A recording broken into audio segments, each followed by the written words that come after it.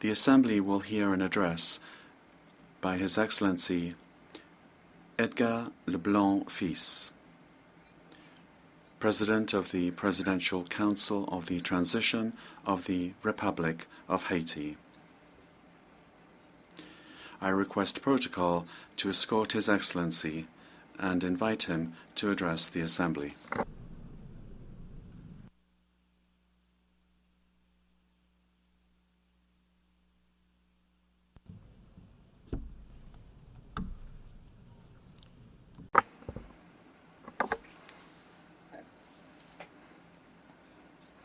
Excellencies, President of the General Assembly, Secretary General of the United Nations, Excellencies, Heads of State and Government, Heads of Delegation, distinguished delegates, dear compatriots, I have the immense honor to represent here at the General Assembly of the United Nations the Haitian people at a particular crossroads in our history.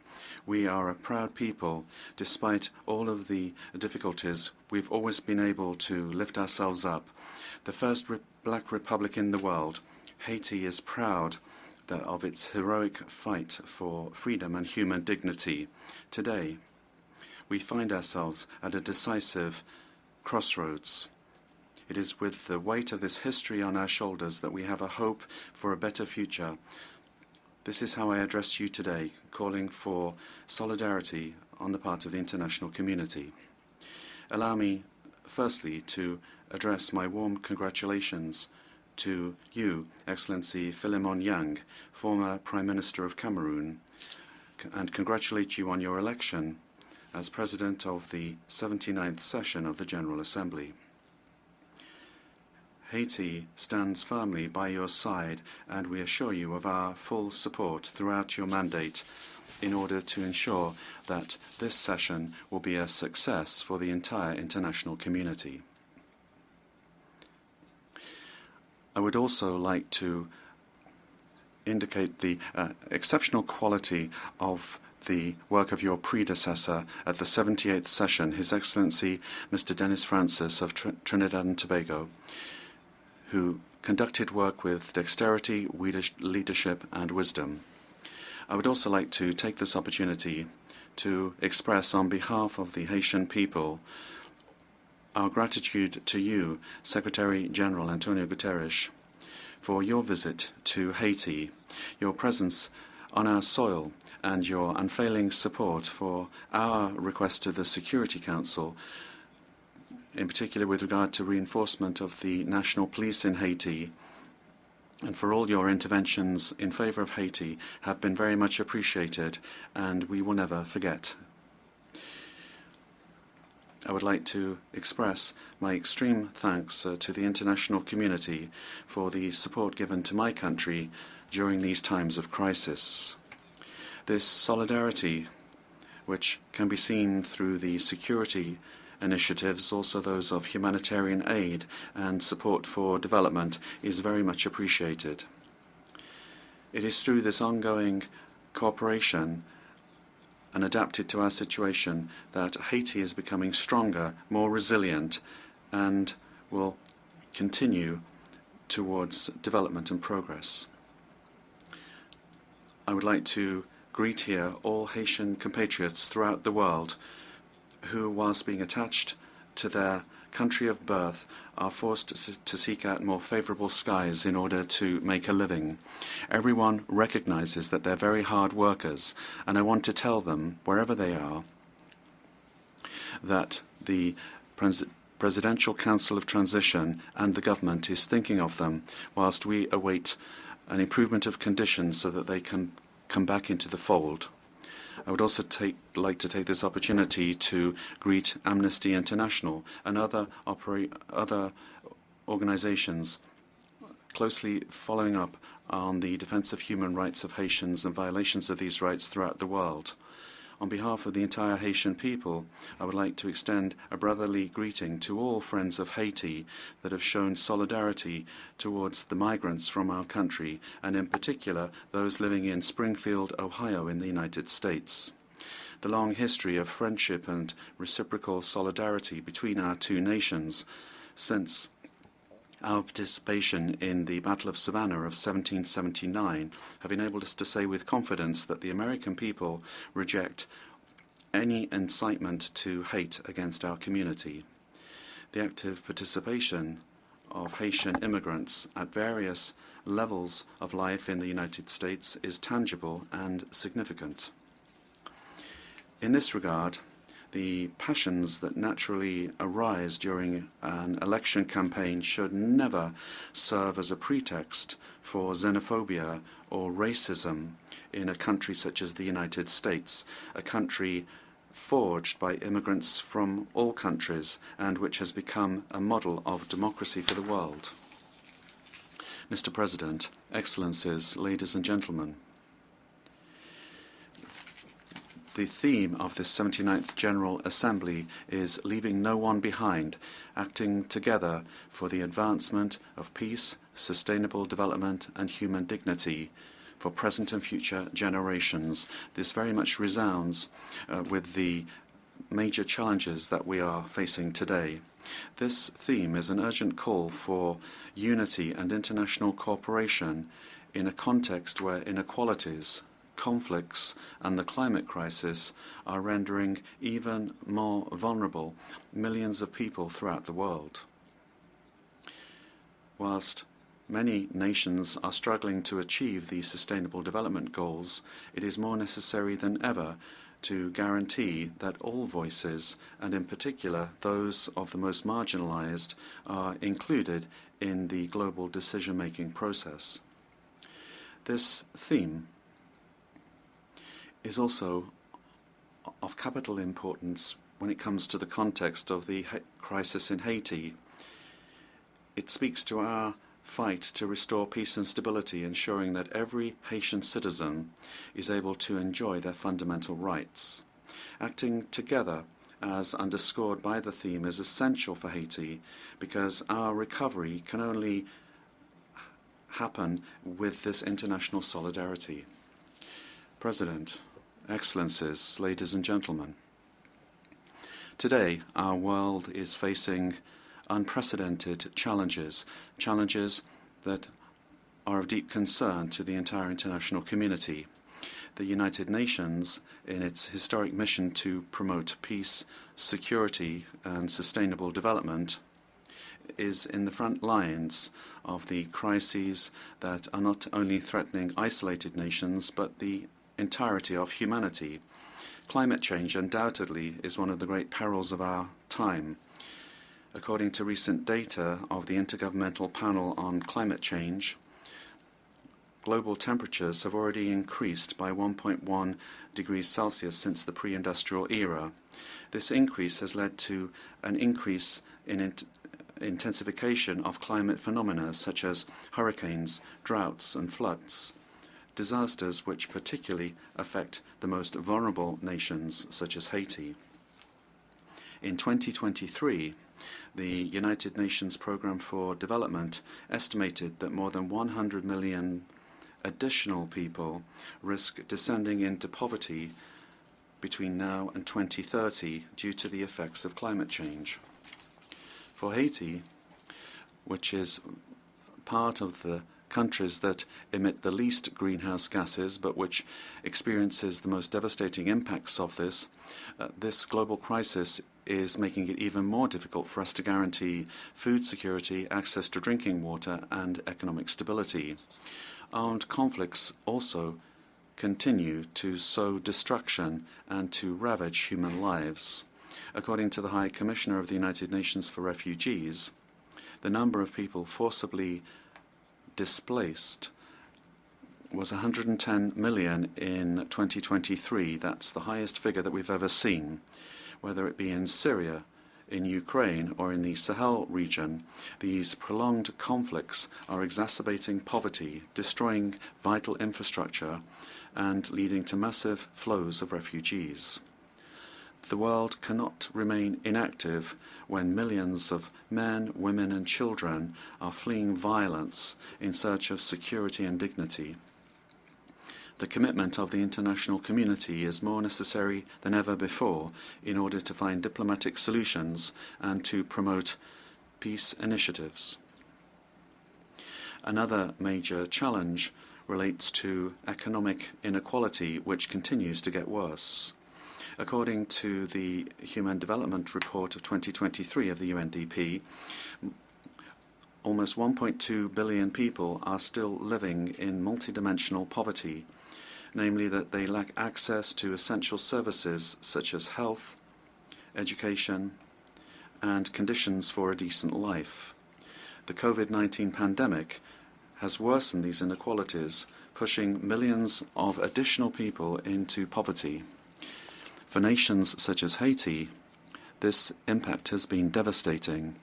With a high level of poverty, the country is facing profound structural challenges, but these inequalities are not just a Haitian problem. They are a global problem which requires global economic reform. Moreover, the challenges linked to food insecurity have become worse in recent years. According to the United Nations Food and Agriculture Organization, FAO, more than 735 million people in the world suffered from famine in 2022, an alarming increase that reflects the disruptions caused by conflicts, economic crises, and climate change. Haiti, unfortunately, is no exception to this. The World Food Programme recently underscored that almost half of the Haitian population is in a situation of acute food insecurity. This situation is not just a humanitarian emergency, but it is a threat for the stability of our nation. We must work together to strengthen our farming systems, guarantee fair access to food resources, and fight against hunger in a concerted and sustainable manner. Finally, technological progress provides new opportunities, but also new threats.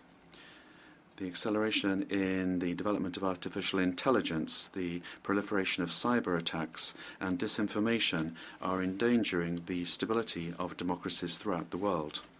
The report of the International Telecommunications Union demonstrates that the digital divide remains a major challenge, with almost 2.7 billion people still not having access to the Internet in 2023. Haiti is one of the least connected countries, and we urgently need support in order to fill in this digital divide so that we can fully participate in the global economy of the 21st century. This year, Haiti reaffirms its commitment in favor of the preservation of our common heritage, the oceans.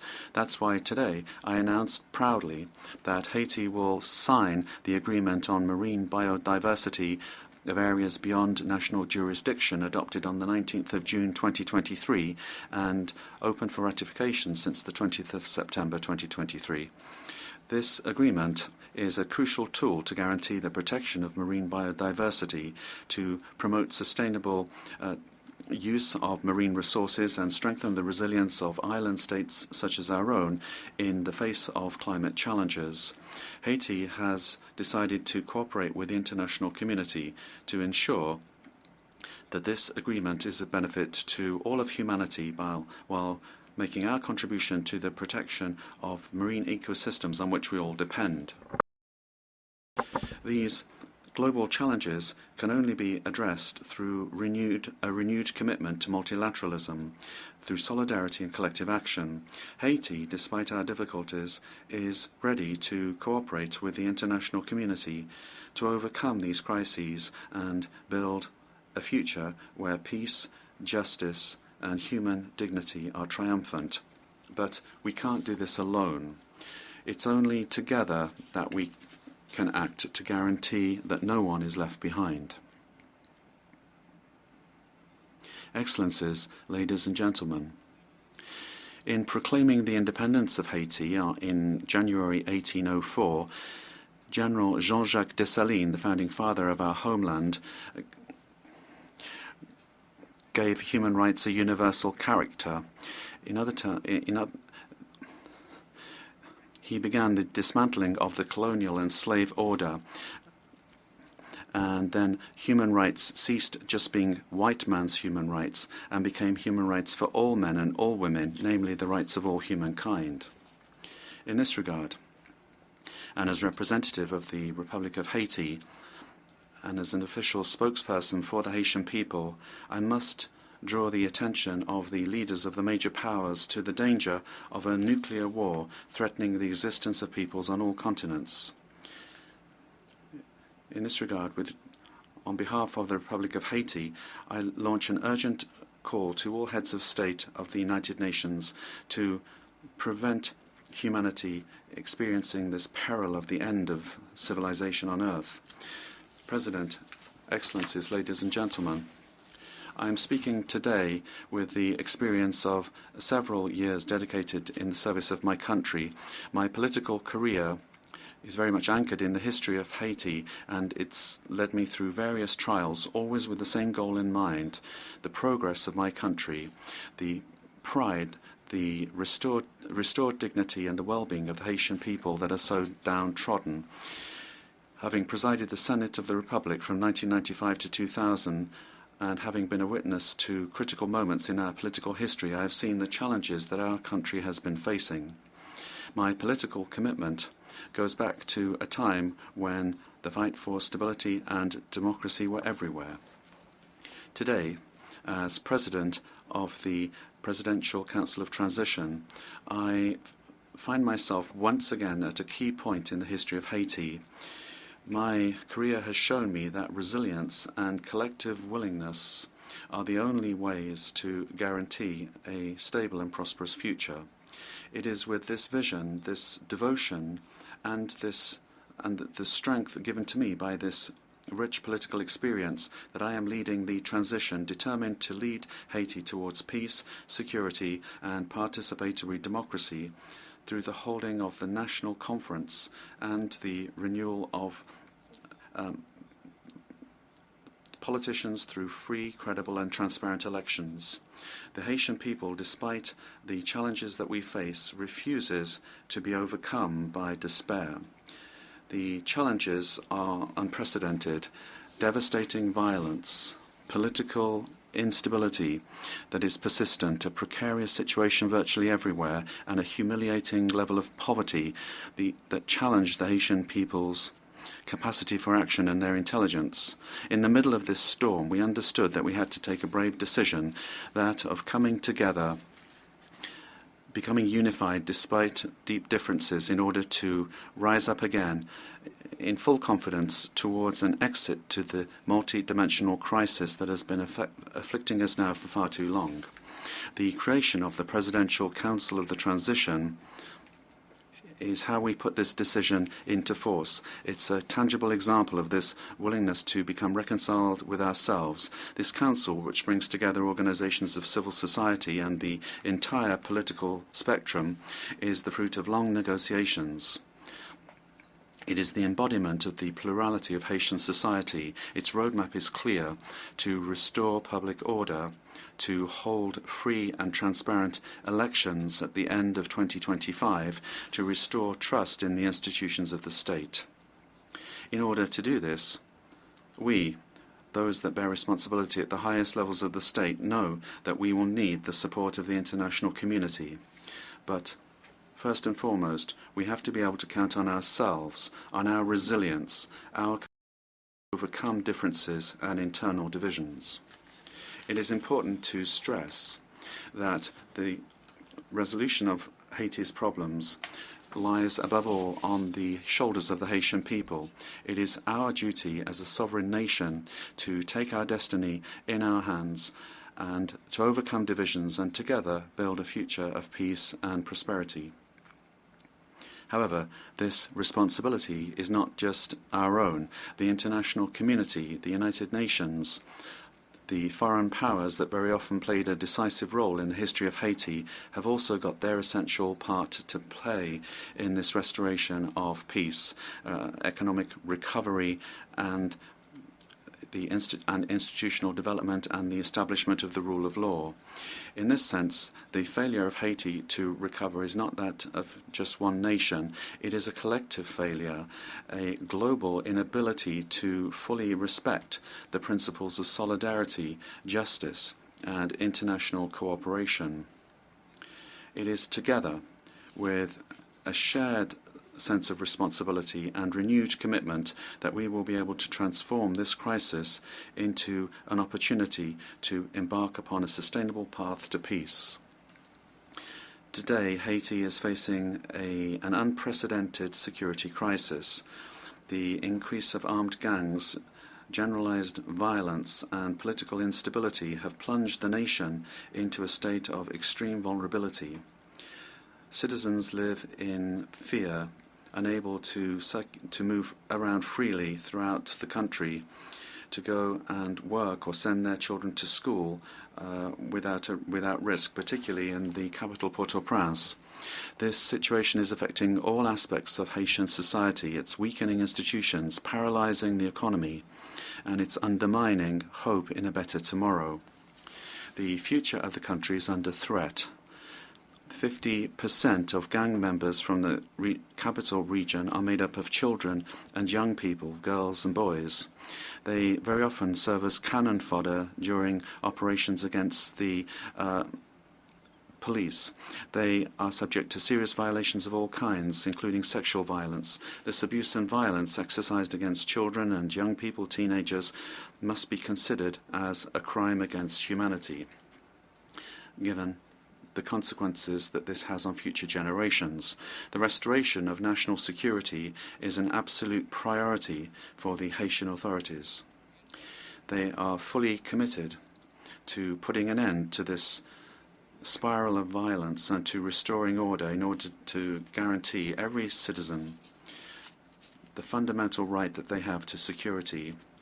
They are aware that peace and stability are the indispensable foundations that will enable Haiti to rebuild and restore trust in its institutions and to ensure the socio-economic development of its people.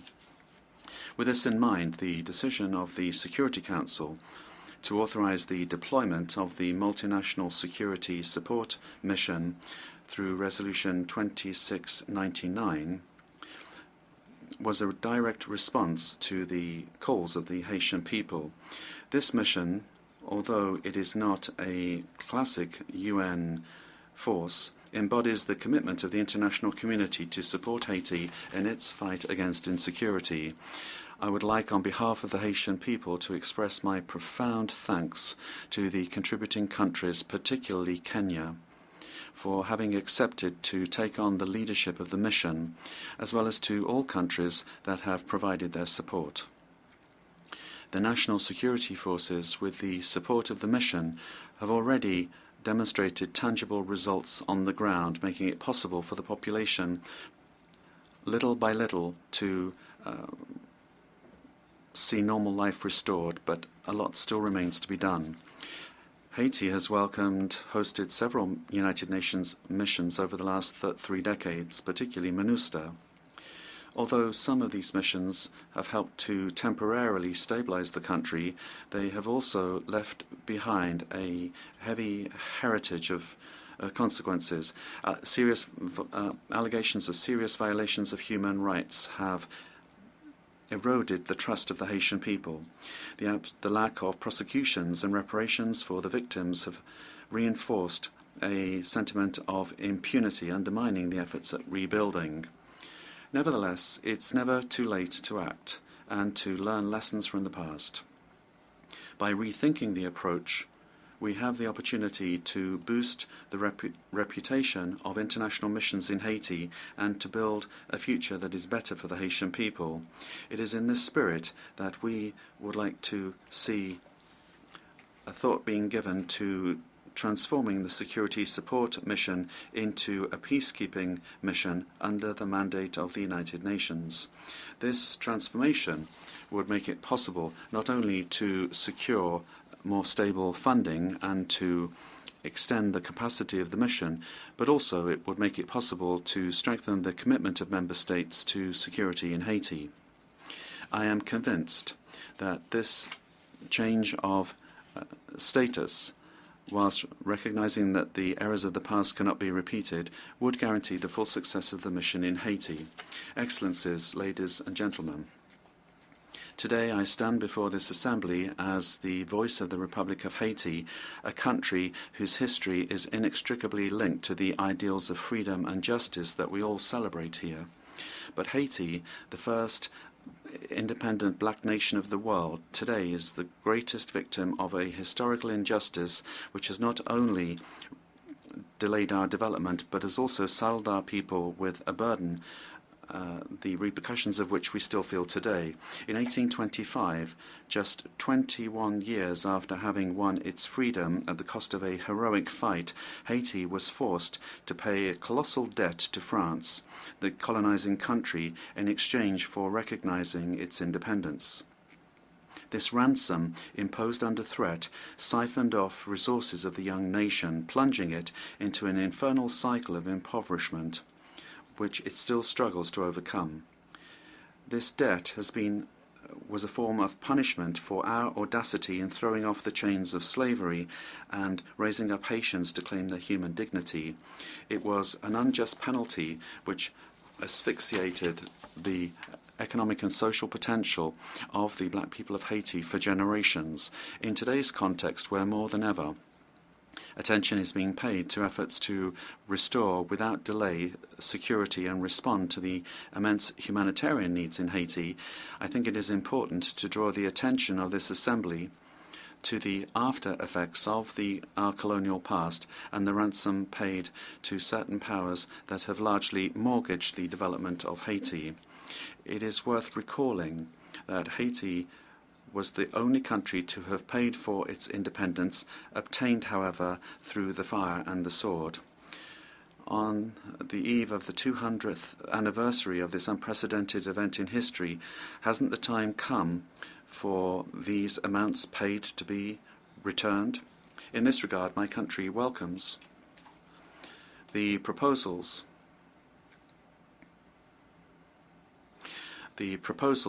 made by a number of governments and also some agencies of the United Nations for specific action with regard to recognition, reparation and restitution for the wrongs of the past.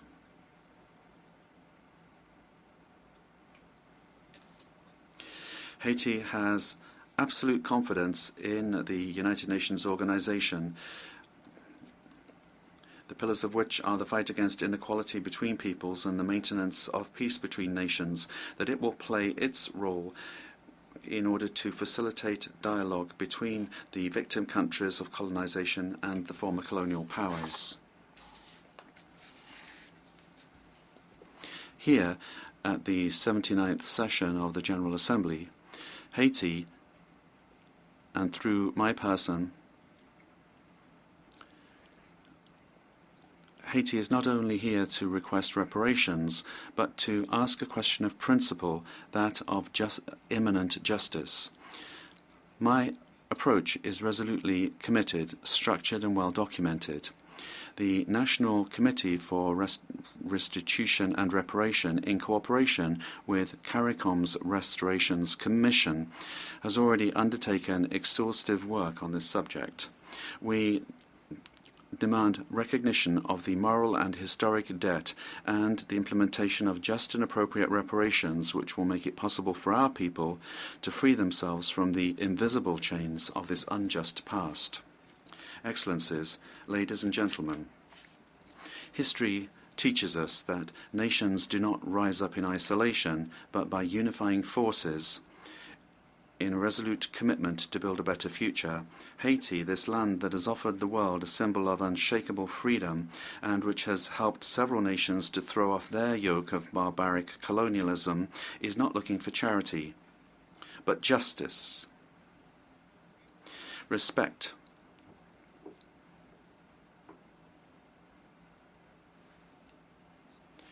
Respect for its dignity and its right to a dignified and prosperous existence. The challenges that we face today are certainly huge, but they are not insurmountable. They require of us all a shared vision, a profound sense of our common humanity, and determination to turn crises into opportunities for renewal. Each nation, be they small or large, rich or vulnerable, has part of our collective future in their hands. It is in this interdependence that resides the genuine strength of multilateralism. May this general debate be the moment where we reaffirm our unfailing commitment towards peace, human dignity, and sustainable development, because what we do today will resound for centuries to come. History will judge the way that we have been able to respond to the challenges of our times, together in a spirit of solidarity and cooperation. We can and we must build a future where no people, no nation is left behind. Long live Haiti. Long live international cooperation. Tomorrow, another country. Tomorrow, another world.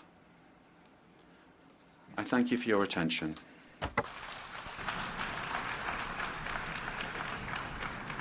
Je remercie. On behalf of the Assembly, I wish to thank the President of the Presidential Council of the Transition of the Republic of Haiti. Seguidamente, la